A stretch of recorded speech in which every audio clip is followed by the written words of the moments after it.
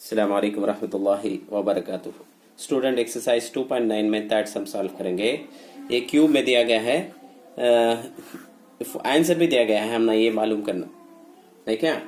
चलो देखते हैं। इसके वास्ते फार्मूला हमने याद है, n into N plus one divided by 2 whole cube whole square आता। सो अब यहाँ के एंड होता, देयरफॉर n की जगह क्या लिखे जाएगा यहाँ, k into k plus one divided by 2 whole square.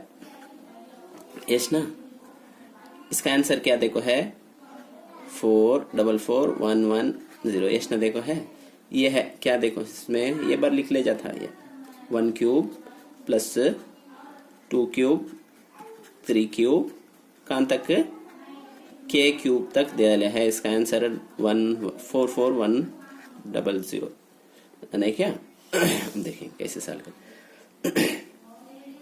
इसके बदले में क्या लिखे जा, k into k plus one divided by 2 whole square.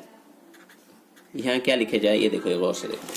अब इसे इसका डिवाइड करें हम, इससे क्या आंसर आया है देखो। इसे डिवाइड 2 से करें, उसके बाद इसे 2 से, इसके बाद 5 से, 5 से, उसके बाद 21 इंटू 21 आंसर लिख लिया हम।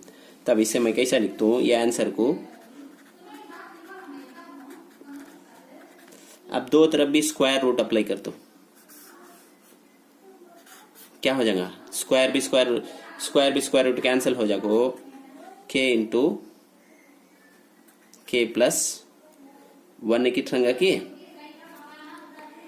Divided by 2 is equal to 2 into multiply करे तो मल्टीप्लाई करके बोलो इसे क्या होगा 10, देयरफॉर 2 10।